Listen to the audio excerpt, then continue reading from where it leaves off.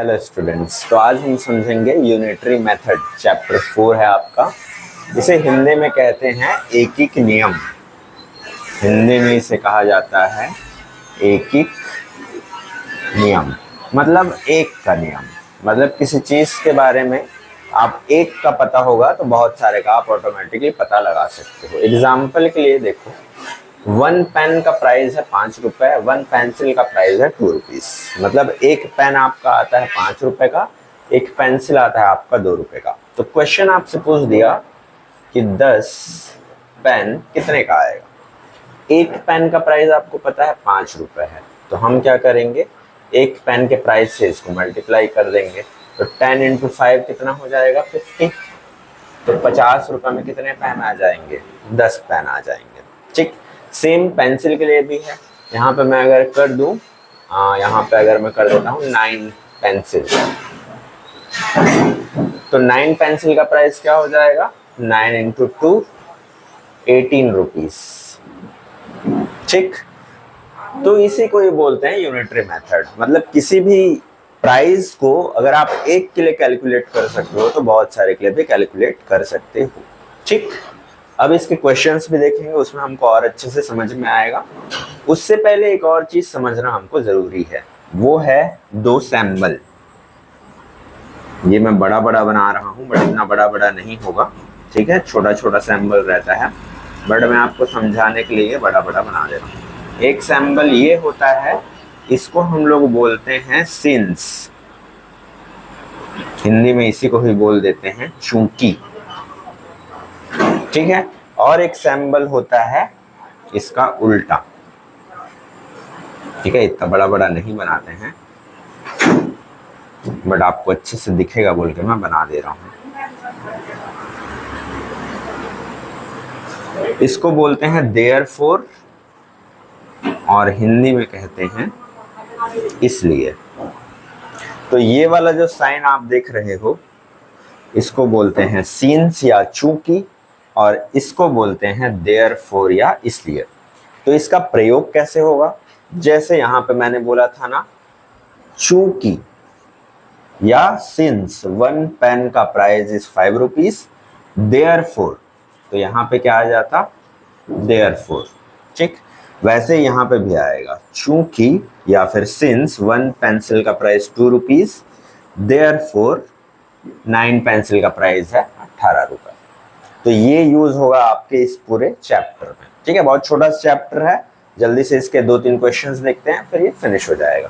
तो आपके बुक में एक एक्सरसाइज है, उसमें क्वेश्चन दिया हुआ है। वो ये बोल रहा है कि लेबर चार्ज दिया है, मजदूरी, काम करने का मजदूरी होता है। तो 7 दिन 7 डेज का जो लेबर चार्ज है वो 385 रुपीज है। आपको पूछ रहा है 12 डेज का लेबर चार्ज कितना होगा।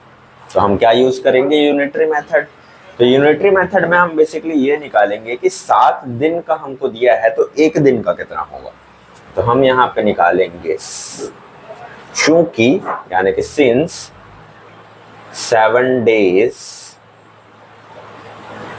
Work charge is equal to 385 rupees. Therefore, 1 days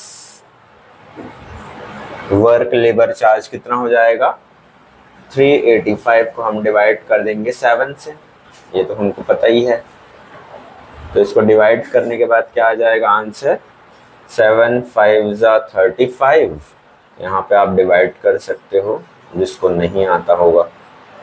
ठीक है, 7 5 जा 38, सॉरी 7 5 जा 35, बचेगा 3, फिर से 7 5 जा 35। तो ये कैसा हुआ है, 7 5 35, बचेगा 3, और यहाँ पे 5, फिर 7 5 35। ठीक है, तो इस तरह से आप सॉल्व कर सकते हो। तो यहाँ पे जो 1 डे का आया है लेबर चार्ज, कितना आया है, 55 रुपीज आया है।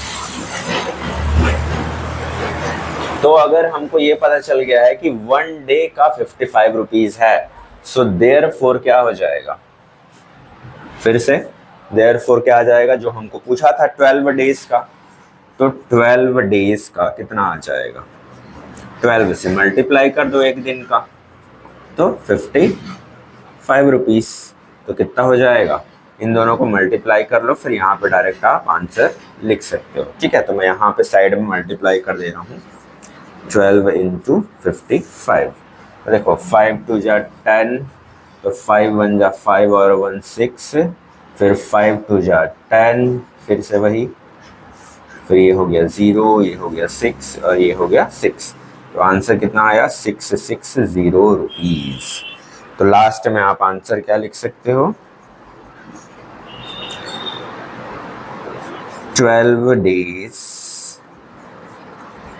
Labour charge is equal to 660। Next question ये बोलता है कि अगर 3 पेन हमको खरीदना है तो वो 15 रुपए में आता है, तो 15 पेन अगर हमको खरीदना है तो वो कितने में आएगा। सेम चीज, वही यूनिटरी मेथड हम लगा देंगे। हम सबसे पहले क्या लिखेंगे, since 3 pen equal to 15 rupees, therefore 1 pen is equal to 15 by 3 rupees, therefore 3 1 ja and 3 5 ja, so therefore 5 rupees। तो हमको क्या पता चल गया, 1 pen is equal to 5 rupees। तो एक पेन का कीमत कितना है, 5 रुपए। अब हम बता सकते हैं इजीली 15 पेन का क्या हो जाएगा। So therefore 15 pen is equal to 15 into एक पेन का प्राइस कितना है, 5 रुपीज। इन दोनों को मल्टीप्लाई कर दो, आंसर आ जाएगा। 15 5 जा 75 रुपीज। तो 75 रुपए हो जाएगा प्राइस इसका। तो आंसर लास्ट में आप लिख सकते हो 15 pens price will be 75 rupees। ठीक, तो इस तरह से ये क्वेश्चन आपका बनेगा। तो कुछ भी क्वेश्चन दिया हो, एक क्वांटिटी आप निकाल लीजिए, उसको जितना क्वांटिटी बोला है उससे मल्टीप्लाई कीजिए, फिर वो आंसर आ जाएगा। ठीक है, अगर बहुत सारा क्वांटिटी जैसे दिया है, यहाँ पे 3 दिया है, 4 दिया है, तो उतना को जितना प्राइस है या जो भी यहाँ पे दिया है उससे डिवाइड कर दोगे तो एक का यहाँ पे निकल जाता है। ठीक, अगला लास्ट क्वेश्चन देखते हैं। इस क्वेश्चन में ये दिया है कि एक 2 पैकेट है, पेन का पैकेट है, 2 पैकेट है। एक पैकेट में क्या है, 5 पेंसिल हैं और उसका प्राइस है 13 रुपए। दूसरा पैकेट है, उसमें 10 पेंसिल्स हैं और उसका प्राइस है 25 रुपीज। तो 2 अलग अलग पैकेट हैं, हमको ये बताना है कि विच packet has lesser rate per pencil. पर पेंसिल, एक पेंसिल के हिसाब से किसका जो प्राइस है वो सबसे लेस है, कम है। तो ये पैकेट सबसे कम में मिल रहा है एक पेंसिल के हिसाब से, या ये वाला पैकेट सबसे कम में मिल रहा है कम रेट के हिसाब से। तो मैं नाम दे देता हूँ, ये पहले वाले पैकेट को मैं बोल देता हूँ पैकेट नंबर ए, और ये वाले को मैं बोल देता हूँ पैकेट नंबर बी। ठीक है, तो देखते हैं ए में कम है या फिर बी में कम है। तो उसके लिए हम क्या करेंगे, यूनिटरी मेथड यूज करेंगे। 5 पेंसिल का हमको पता है तो हम 1 पेंसिल का निकाल लेंगे। देखो, तो मैं यहाँ पर ऊपर में लिख देता हूँ इन पैकेट ए। तो जो ये पैकेट ए है उसके लिए हम कैलकुलेट कर रहे हैं। तो देखो, since 5 pencil equal to 13 rupees, ठीक है, therefore 1 pencil equal to 13 by 5 rupees. अब हम अगर इसको डिवाइड करेंगे 13 को 5 से, तो 5 2 जा 10, बचेगा 3। हम यहाँ पे लगाएंगे पॉइंट, यहाँ पे लगाएंगे 0, तो 5 6 जा 30, तो 2.6 रुपीज आया। तो यहाँ पे 1 pencil is equal to 2.6 rupees. कहाँ पर, पैकेट ए। तो पैकेट ए में एक पेंसिल का प्राइस लगभग 2 रुपए 6 पैसे है। 2.6 रुपीज है, पैसे तो नहीं होगा, 2.6 रुपीज है। ठीक है, मतलब 2 रुपए से ज्यादा, 3 रुपए से कम है। अब सेम चीज हम पैकेट बी में निकाल लेते हैं। इन पैकेट बी, तो पैकेट बी में हमको क्या पता है, पैकेट बी में हमको ये पता है कि 10 पेंसिल आता है 25 रुपीज का। सिंस 10 पैकेट्स, सॉरी 10 पेंसिल्स है ना, हाँ 10 pencils is equal to 25 rupees. Therefore यहाँ पे सिंस आएगा, इस साइन को याद रखना। हाँ, ये ऊपर में 2 और नीचे में 1 सिंस होता है, और ऊपर में 1 नीचे में 2 ये देयरफॉर होता है। तो देयरफॉर 1 पेंसिल प्राइस क्या आ जाएगा 25 डिवाइडेड बाई 10।